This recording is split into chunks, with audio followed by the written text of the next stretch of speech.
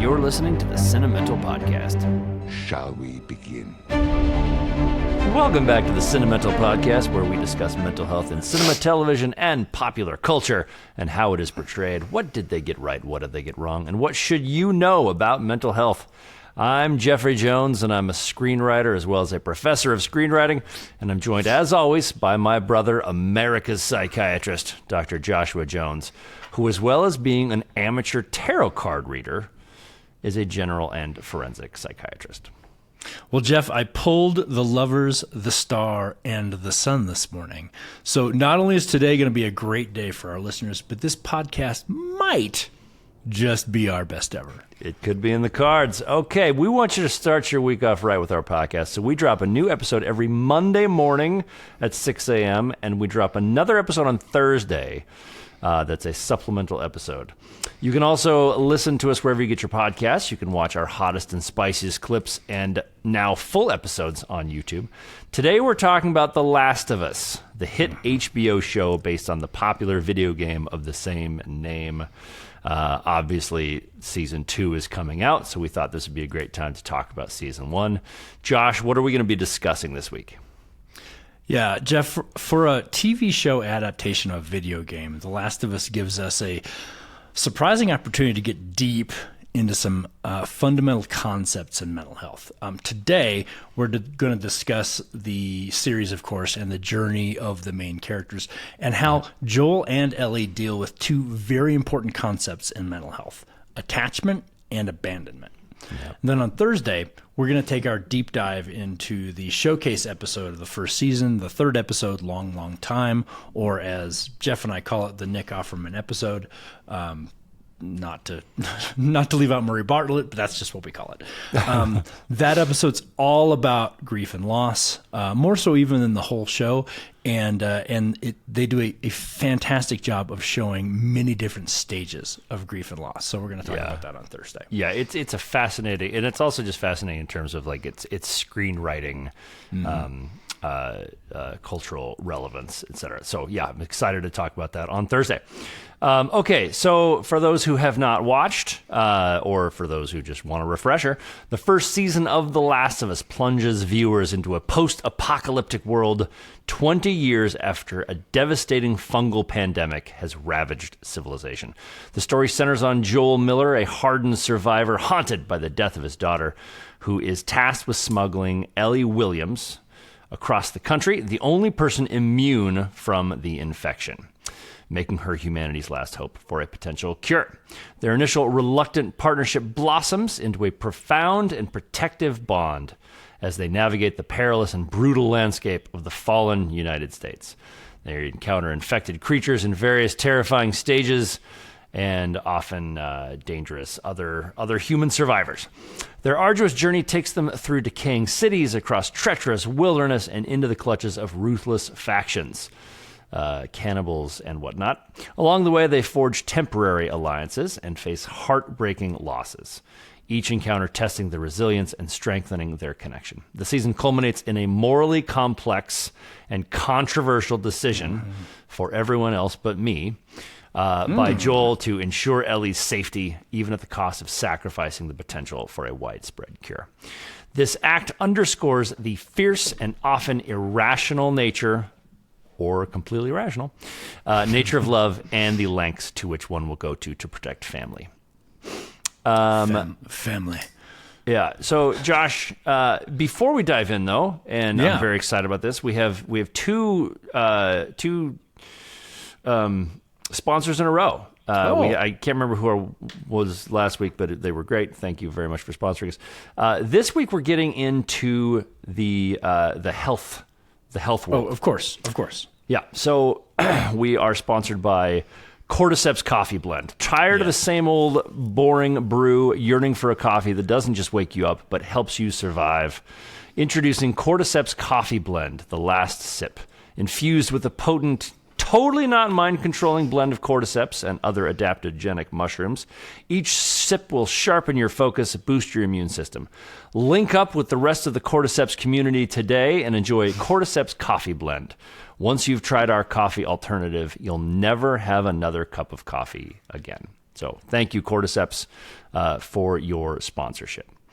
Josh, I'm excited to get into the mental health stuff, but there's something I want to say right off the bat about the screenwriting. We want to do the show because season 2 is coming out. It's a perfect opportunity to sort of recap season 1, and let's just be honest, tap into the market for people who are interested in Last of Us right now. This is a little bit of trying to hit the zeitgeist in the moment. Sure, it's a little bit of that. We've never been shy about that. We've never been shy. What's interesting about this series is I know in advance I'm going to hate this season. Oh. Despite thinking that season 1 was arguably the greatest limited series of all time, I am really not going to like this season, and I want to talk about why. And it's because this season is going to be a different show. Sure. And I know that it's The Last of Us, and I know that it's the same characters, but it is a different show because there's a massive theme change. Okay. And so this is what's really complicated for me is I'm so excited for it, but I know I'm going to hate it. So season 1's theme, as we've sort of talked about and will talk about, is about finding purpose in protecting the ones that you love and how we can come back from our grief. And that theme is expressly stated multiple times. Anna Torv in the 2nd episode saying, save who you can. Nick Offerman in the 3rd episode saying, this man that I met was my purpose. Men like you and me are protectors. Find your purpose. The brothers in Kansas City in episode 5, I think, the older brother wanted to save the younger brother and was willing to sacrifice these other factions and many, many people in order to save his one brother. He betrays the town. And finally, with Joel in the end choosing to save Ellie, at the potential cost of every human being. It's a show about love and about coming together. Season 2 is not going to be about that. Yeah. Same characters, completely different theme. Now, big time spoiler alert here because it's based on the game, and so the game has come out. Joel and Ellie start season 2 having grown apart. Okay, great. So they're going to refine their love for each other. That would fit the theme. No, Joel dies. He's going to die. And the show's theme is about Ellie's revenge and ultimately stopping the cycle of violence. Okay, that's a great theme. That's interesting. But it's not the same show. And this isn't Craig Mazin's fault, and I think that Craig Mazin might be the best television writer working today. I really think he's that good. Last of Us is incredible. Chernobyl was incredible. I don't even know if he had writing staffs for this. Correct me in the comments if I'm wrong, but I think he wrote every episode, kind of like Taylor Sheridan does for his shows. So it's not on Craig. He's following the games. But this would be like if Game of Thrones stopped being about, protecting the kingdom from the White Walkers, and it just was, Jon Snow going to a different world and doing something with Daenerys, continents away. It would just be a different show. It's hard to change theme. And so the second episode or the second season could be about them drifting apart, coming back together. And if you think, they did that in the first season already, we want to see the characters grow. The HBO show Succession is a perfect example of how you can just repeat your themes and it stays interesting. Yeah. Succession is constantly about how they're fighting for their dad's love and they'll never get it, and they keep making the same mistakes over and over and over again. I wish that's what season 2 is going to be about, but it's not. It's going to be about this new theme. And for me, I know, and I've been doing this long enough, I know the show's going to break my heart. And I just have so much reluctance going into it.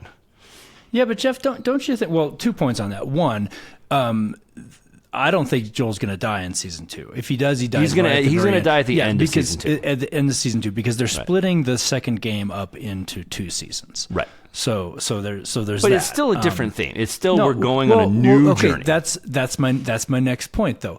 Don't you think other shows have done that successfully too and been like, okay, here's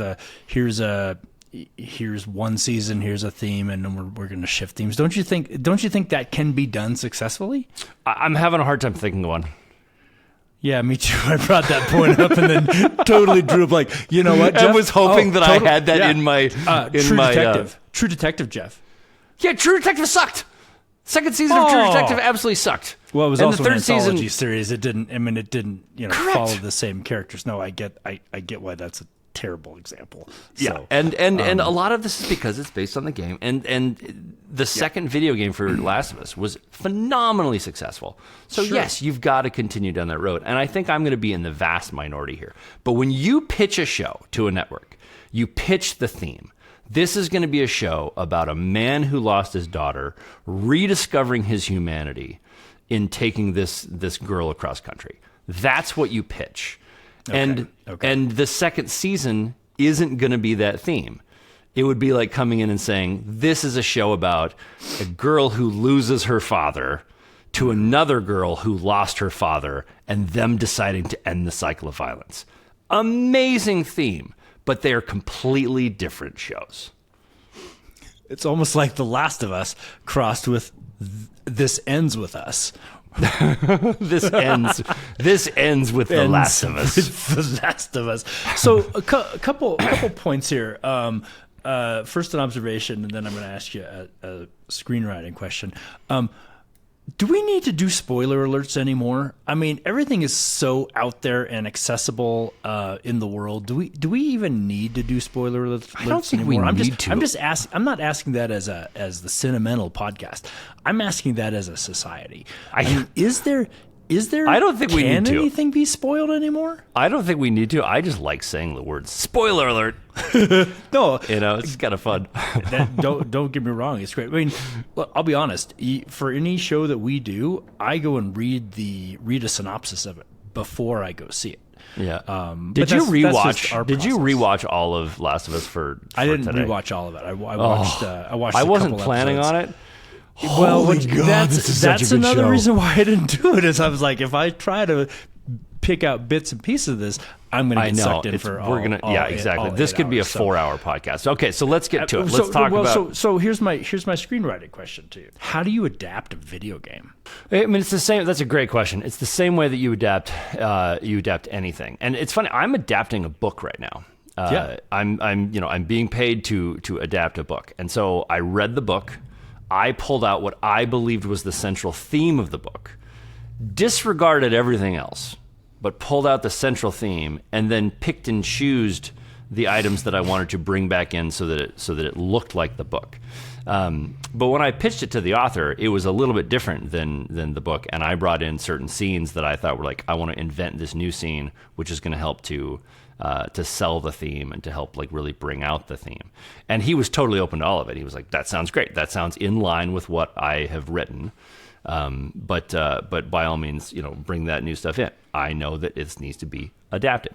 So when you adapt a video game, you're pulling out the themes of the game first, and then putting in the other elements. What's really fascinating about The Last of Us is the opening scene from the Last of Us movie is pretty darn close to the opening scene of the game. Yeah. All the way from the driving of the car to the shooting and death of his daughter Sarah. It's really close. And I think that was important to draw in the viewers. And if you're Craig Mazin and you're looking at like Last of Us was a really well written game. If you're Craig and you're looking at the game, you're like, I don't need to adapt this. I can just do it because it's that good.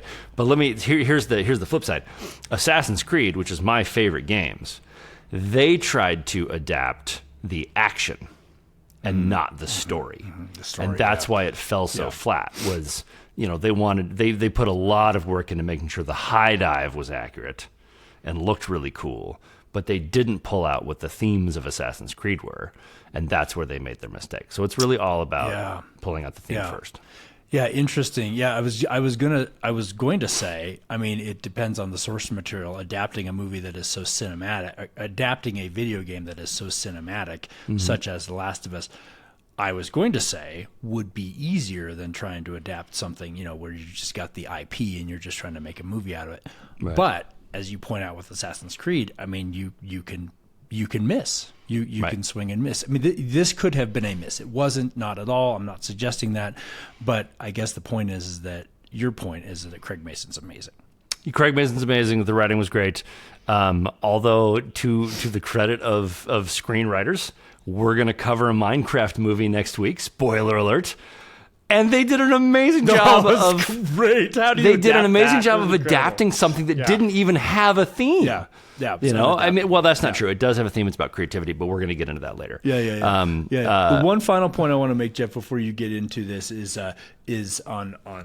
back to spoiler alerts. And of course, this is based on a video game that's out there. There's got a couple versions of it out there, Last of Us 2. So there's you can't keep that hidden. I will never forget one of the smartest people that I have ever met in my life. After you and I and he went and saw the very first Lord of the Rings movie, and it blew us away. And we got out of the theater, and one of the smartest people ever, just caught up in the moment, turned to me and said, "How are they going to keep under wraps what happens in the second movie?" Yeah. And I'm like, I don't think they're going to. It was a book, right? And that particular friend prides himself on being really smart. He was so embarrassed in that moment. Also, he knew that we never let anything go, and so we were going to make fun of him for the next. Well, I mean, how many years has it been? Because up until today, I have no idea. When he visits us in hospice, we're gonna go, "Hey, bet you don't know what comes next." All right, get into it, Jeff. All right, let's do it. Okay, so I mentioned this a little bit. It's such a brutal opening scene. Joel losing his daughter, and it's a faithful adaptation to the game, but it's Joel losing his daughter. And the game particularly makes it worse because in the game you play as the daughter for a second, and so you're like, "Oh, this is cool. I'm going to be this young girl. Like maybe this is what the story's about." And then they kill her. And so it's just absolutely brutal. But this is game ending for me. This is game and life ending if this were to happen to me. How do we come back from something like that? How do parents do it? From they losing allude a child, yeah. They allude to the fact that Joel did try and kill himself. We learned that in the last episode, but attachment and abandonment. This is it. You're so attached to your kid. She obviously didn't abandon him, but he lost her. How do you even start to come back from that? Well, so as you point out, the video game, the show jumps right into the themes of attachment and abandonment. And attachment, Jeff, I'll define it for you. I'm sorry, I'm going to use a lot of words to define it, but Great. Attachment is bonding. Yes. So you're bonded to your child. You're obviously bonded to your child biologically and psychologically. We have other attachments that we make in our lives to, friends, coworkers, etc. It's all about making those attachments, that bonding to various degrees and strengths.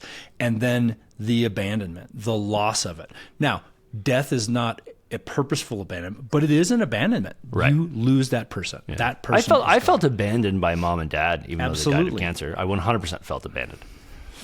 Absolutely. Well, yeah. And that's incredibly natural. In fact, it's one of our few universal experiences as humans.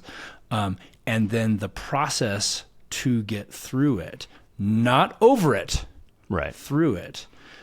You sounded very mad right there. You're like, not over it, motherfuckers. You'll never get over it. Listen, shitheads. Yeah, and that's exactly how I talk to my patients in a session, too. Is, listen, motherfuckers, you're not going to get over this, okay? You're going to get through it. Yeah. Yeah, that's why I learned that lesson. It was Dr. Pearson who sort of solidified that for me. And it was after mom and dad had died, or after dad had died, but I was talking about somebody else, and he was like, "Jeff, they'll never get over it." Because I was like, I just want to help them get their life back to normal. He's like, life will never. Their life will never be the same. Their life can be good, but it'll be different, and they'll never. And I was like, man, you're absolutely right. These things will scar us, and we'll keep our scars. And that's the perfect metaphor. It's we keep our scars, but we can adapt with them. And I think one of the reasons why abandonment themes are so prevalent and so important in post-apocalyptic media, such as The Last of Us, The Walking Dead, etc., is that it really amplifies and highlights the abandonment. Because not only was Joel abandoned by his daughter, he's abandoned by society. Everything is breaking down. Right. And it is very much an allegory for the feelings that one has when they lose somebody. Either by death, not just by death, by a breakup, by your parent going off to war for a period. Those are all abandonments, and they feel world ending. And so I think that's why it's such a great media trope to talk about abandonment is in these post-apocalyptic. Okay, let's talk about getting better, because I think that's an important part of abandonment is how do we adapt. But it appeared like the way that Joel adapted to his abandonment, and I don't know that they even say this really all that explicitly, but you can kind of glean it, is Joel's journey starts as, I have to go save my brother. And so do you think that there's a piece of the Joel character that was only able to come back from this because he was able to shift his feeling of being a dad over onto his brother? Yes, I think that was the start of his healing, if you want to call it that. I'm not sure. But you kind of get the sense that he's been doing that the last 20 years. He's been saving his brother, whether his brother needed it or not. Yeah, maybe. I don't think that that's actually how Joel dealt with it. I think Joel dealt with it. I mean, as you know, the sibling bond is so powerful, it's going to kind of break through a lot of other things. Joel really dealt with it. Yeah, it made me start a podcast, which I said I would never do. I said I would never do it, but like the sibling bond, I want to hang out with my brother for an hour a week. You did this for me? Me? Yeah. Okay. I did this because I wanted to hang out with you. Joel really is dealing with his abandonment through isolation. He is sealing himself up. He becomes pretty murderous. And yes, he's got some attachments to his brother and to Tess, played by Anna Torv. But they're pretty, that's a pretty functional attachment. Right. And he keeps everybody else not just at arm's length, probably at rifle's length away from him. Yeah, which is funny because everybody knows Joel, but they don't know Joel as a particularly nice guy. Everybody's just kind of aware of Joel. Wary of Joel. Yeah. So that's how the Joel character dealt with it for the 20 years between the start of the Cordyceps pandemic and when the series really picks up.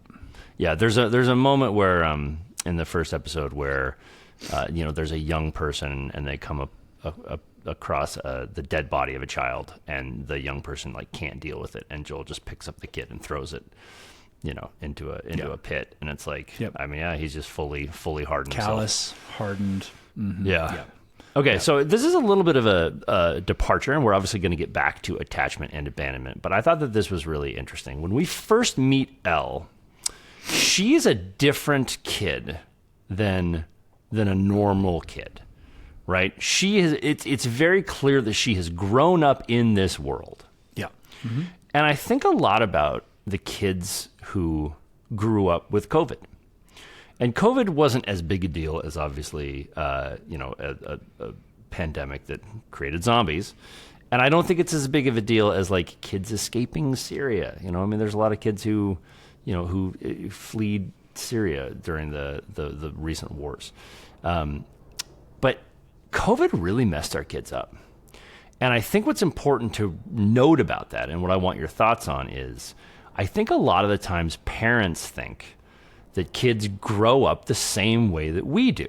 And so we think about things from our limited perspective, and we don't think about what the effects of COVID or the effects of different impulses have on our children.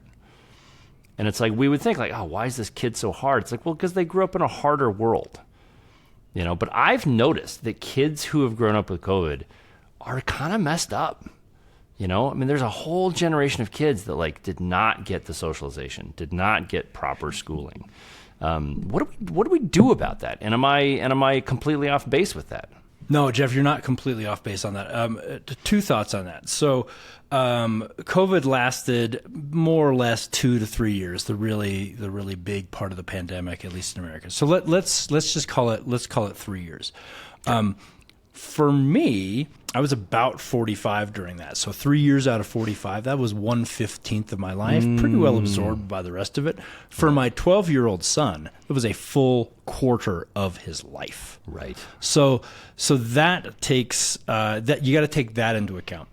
And then sticking with the theme of this episode, what happened for those kids was that they had very serious ruptures in their attachments, right, in their social sphere. And, for most kids, probably the third or fourth most important adult in their life, besides their mom and dad or guardian or close grandparent or whatever, is their teacher, their classroom teacher in elementary school, and that attachment got ruptured as well. Yeah. So there were some abandonments there. There is loss of trust. There's loss of the ability to structure your worldview around anchors. Right. Anchors that you know are going to be there. And during COVID, when we shut everything down and we didn't let kids go to school, there were significant ruptures in attachment and significant abandonments. And I think that's kind of what you're seeing. But we as a society did not do anything to help undo that. What should we have done? Ooh, good question. We did the best we could. What should we have done to try to recreate? We did not do the best we could. We didn't do the best we could as a nation, and I don't think that parents particularly did all that great trying to pull their kids out of it. And obviously there are exceptions there, but... okay, Dick, I feel like my wife and I did the best we could, so... No, I'm not saying you guys didn't. I'm saying that, if I'm looking at, what we did as a society, I don't think we did the best we could. No, but we were trying to follow the science as we knew it at the time, and it was an evolving science, and so, I think looking back on it, we're going to have a very high threshold to shut down schools again. Right. That's going to be a very, very tough sell in the future. Yeah. How do you come back from that as a society? I don't think we know. Yeah. To be honest, I think that's the point when I saw that. I was like, yeah, we really just have to be aware that our kids have had a different growing up than we did. Especially guys like you and me, because internet didn't come out till 93. I was 13, you were 18. Our formative years, we did not have the internet. That is a massive societal shift. Massive shift. For sure. Yeah. And we won't truly understand that shift for a couple generations. Yeah. But I think some of the reactions, Jeff, that you're seeing from kids actually fall right in line with a couple of the reactions that we saw from Joel: isolation, kids pulling into themselves, or as we saw from Ellie. Ellie has a different reaction to abandonment than Joel does. Ellie seeks attachments everywhere, right. and you actually see this psychologically. Kids or people who have ruptured attachments can go several different ways. Two of the main themes is isolation or over attaching to almost anything that's out there. Right. And I think that's what you see with the kids nowadays as well. Yeah. Yeah, that's an excellent point. Okay, so let's move on. This will be a short one, but I loved this moment in the show so much. I think it's the beginning of episode 2. And this is something Craig Mazin does so well. He'll pull you out of the main story, and he'll tell you a little mini story that's so perfect and fits perfectly into the theme of the show, or fits into the show. Because you're kind of asked the question, how did they get to the point where they were bombing everybody? So there's a great scene where they bring in this woman to consult on Cordyceps. And she's not speaking English until we get to the word bombs, where her solution for stopping this crisis is to start dropping bombs on major cities and try and eradicate this. Do you think under any circumstance you would have the guts to call for the bombing of civilization? If someone came to you and was like, you as a mental health professional, this thing that we're about to see is going to affect the mental health to the point where people are going to die. Do you think in a million years you could make that judgment call?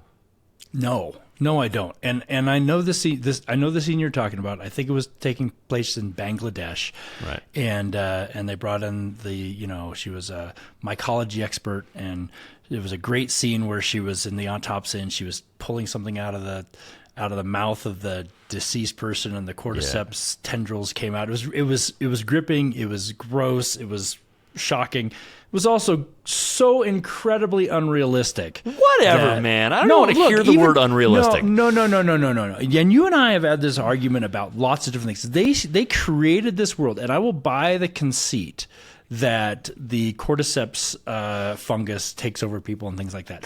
Right. I will get up early in the morning to suspend my disbelief so you can create a world. But don't you then go and do stuff that is so completely unrealistic within that world that it makes no sense. She jumped right from, the cordyceps has invaded humans, to bombing cities as a scientist. I thought that was so ludicrous that it made the scene tough for me to take. I loved it. I thought you were going to talk about just the spores themselves. No, that was great. Coming out. Yeah, that was so awesome. This is the problem that I have. Great. I get the conceit of your show. I love it. I think it's a great, a great what if. Let's do that. But then don't do stuff within the universe that makes no sense. Yeah, I think you and probably a handful of other doctors are the ones who think that it makes no sense. For us laymen, we're like, yeah, bomb the shit out of them. But it's funny you say the thing about suspending your disbelief, because one of the things I love about this show is, most zombie movies you have to really suspend your disbelief. This isn't one of them. I'm sitting around being like, oh, yeah, no, zombies could never exist. And then someone's like, what about mushrooms? I'm like, yeah, no, totally, solved it. Yeah, I'm in. That makes sense. Add mushrooms and, that would work. That would make zombies. Because we have examples of it. I know. Where funguses invade insects and basically make them into insect zombies. I love it. Oh, yeah, so, I mean, it's not that tough a leap. Yeah. Then there's nothing scarier than fast zombies. Slow zombies don't scare me that much, but right. Fast zombies really get to it. I also liked the because the problem another problem that I have with zombie movies is that and it's so funny. We were actually interviewing an epidemiologist at one of the hospitals I was working at, and she was going to come in and run our infection control. Yeah. And I posed to her the zombie question. I said, okay, we have a zombie outbreak. How do you stop it? And she's like, what? I was like, no, seriously, how do you stop it? And so she applied her, she was game, and she's like, well, I'd do this and I'd do that. And I was like, okay, great. The problem with zombies epidemiologically is that they can't bite other humans fast enough for it to actually spread and become a pandemic. But in this show, they said, well, something got into the food system and we're so interconnected that it kind of arose all at once. I'm like, I'll buy that. Okay. Yeah. Okay. That's some scary shit right there. Yeah, that is scary shit. Yeah. Yeah. All right. So I didn't Josh, eat for like a week. This will help us, I think, get back into attachment and abandonment. And this is a little bit of a screenwriting thing, but it's just something that I love. And if you're a screenwriter, pay attention to this, because you have to pick plot devices to help move a story forward and to help sort of frame the change, because screenwriting is all about change, and so how do we frame the change?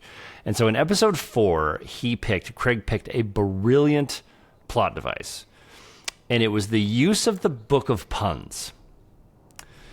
And so in the beginning of the episode, they tell you what their relationship is, because she shares the pun book and he's looking at her like she's got 3 heads. And it's like, you can wait in the car if you want, and wants nothing to do with it. They go on the journey. They get a little bit closer. She shares another pun with him. And instead of dismissing her, he answers the pun because he knows the answer to it. But he's still dismissive. But their relationship has grown a little bit. End of the episode. I think it might be the last. It is the last moment of the episode. She shares a pun with him, and he's trying not to laugh. He has come around where he is now her protector. And she has broken him down, and now he's, and we see, this guy is now starting to fall in love. It's a brilliant plot device just to help us map where they are emotionally. And we don't see the book again, the pun book, until the very last moment before they get captured by Fedra. And he asks for a pun. And we've already seen that they've basically become family. They just had a conversation about family. But now they're so intertwined that he asks for the pun, the thing he hated at the beginning. It's such a brilliant plot device. But this speaks to, how did they grow? How did they get there? How did they move from not wanting this attachment, or Ellie wanting this attachment, but Joel being like, I'm not going to replace my daughter, to now, I now have a new daughter. I now have a new kid that is closer to me than anything. She brought me back. Ellie brought me back. Healthy attachments don't happen instantaneously. Right. They're built up of millions of undetectable interactions between two people. Even the bonding that happens between mother and father to newborn baby is helped, of course, by the biologic connection, but it doesn't happen instantaneously. It's skin to skin contact, the cooing that your child does. All these moments build up to form solid attachments, and that's what you're seeing here. And this was very masterfully done. Yeah. Completely agree. They showed how, despite Joel's best efforts not to get attached to anyone again, especially not a young daughter-like girl, he did. Yeah. Yeah, and they do it. And that's another really important thing about attachments. We're evolutionarily designed to seek them and to have them and to be sustained by them. So even with your best intentions, you can't avoid them. Yeah, which is funny because evolutionarily, it would seem like attachments would hurt us in terms of staying alive. Like I was perfectly happy living my life, before I had my kid. My heart is entirely intertwined with her now. God forbid something were to ever happen. I don't know that I could continue living, and it's a sudden shift for me where I was like, I wasn't a dad and now I am a dad, and all of a sudden something else owns my heart. But if I didn't have that attachment, and if I didn't have any attachments, I wouldn't feel abandonment. So how is attachment a good thing? You misstated what evolution produces. Evolution is not, a natural selection is not about you, Jeff, staying alive. It is about you creating the next generation. Well, yeah, sure. That's fair. That makes sense. That's not just fair. That's exactly correct. Yeah, maybe. We'll debate that another day. What? No, I'm kidding. I know you're 100% right. There's nothing to debate. But that's why it's funny. Wow! I just started explaining why my joke was funny, which means it wasn't. You should tell it over and over again. Maybe you'll get funnier, Dad. Take a giant step back, Jeff. So Josh, we just talked about obviously attachment. One of the scene. This whole show is a little bit of like father escapist television. Sure. And I'm here for all of it. And as much as I would like to say, I want to make shows that show dads being good dads on a daily basis, there is something about that I think exists in all dads where it's like we want to be able to just murder somebody who hurts our kid. And episode 8 of the show was a perfect example of that, like father escapist television, where he gets injured, his kid gets taken, and he just murders anybody that's in his way. And it's such great television because it's so ridiculous, but we're just rooting for him the whole way. And this leads into the final episode, where they've taken her from him and he has to make the choice. And this is the choice that is very controversial. It's very 50-50. Do you make the choice to save your daughter if it means damning the rest of the world? And that is the big what if. That is the what if of, or that's the question of the series, is do you make that choice? Does that choice make sense? Josh, was Joel being selfish in making that choice in the end? Yes. He also made the absolute correct choice. I agree. I agree. And I would have made the same choice. And here's why. We, from Joel's perspective, look, did he get overly attached to her? Does she want to kind of sacrifice herself to save humanity? Yes. There is zero certainty that this is going to save humanity. Right. Maybe there's a chance, but there's 100% chance she dies. Right. That's not a good enough sacrifice for me. Absolutely. No, I agree, and it's funny because I thought that like at the end, people made really bad choices, and I don't like it when people make dumb choices, But after they get captured, you let them wake up. You ask them, hey, are you willing to make the sacrifice? It's the right thing to do. She's probably going to say yes, and if she doesn't, okay, you put a bullet in Joel and you drug her and you strap her to the chair, but you still like. Sure.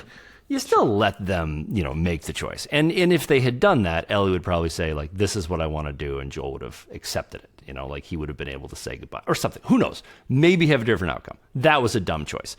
Not killing Joel was a dumb choice. It's like, hey, you've gotten super attached to this girl. I know you're the most dangerous person in the post-apocalyptic world. Take him out to the road. Everything will be fine. No, just kill Joel. Take away the issue. And then Joel's choice to not tell Ellie the truth, I just thought was dumb. She wakes up and it's like, what happened? It's like, well, they were going to kill you, so I murdered everyone and I brought you out of there. Just tell her the truth, man. I don't know why he doesn't. And like, it's just people made bad choices, in the end of the show. Are they believable? Maybe. I could see, people having made some of those choices, but were they dumb choices? Yes, they were dumb. I didn't think that they were completely unbelievable. I think they were bad choices, but sure. Yeah, but I didn't think Joel's choice was bad. I would have done the same thing. I would have done anything I could to protect my kid. Under any circumstances. Completely agree. Yeah, and if it's between my kid and everybody else on the planet, my kid and I are going to play a lot of Scrabble because we only have each other. Okay, thanks as always for watching and listening to Sentimental and our coverage of The Last of Us. If you like this episode, please subscribe anywhere you get your podcasts. You can also watch Sentimental on YouTube, where we'd love to hear what you'd like us to cover next. You can also watch my companion series, The One Thing, where I take a deeper dive into screenwriting, both available. Screenwriting? Screenwriting. Yep. Yeah, you can write some screen. Both available on the Large and in Charge channel on YouTube. Follow Dr. Josh Jones, America's Psychiatrist, on Blue Sky.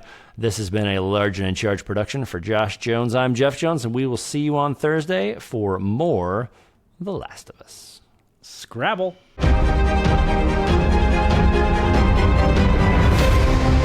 I want you to hit me as hard as you can.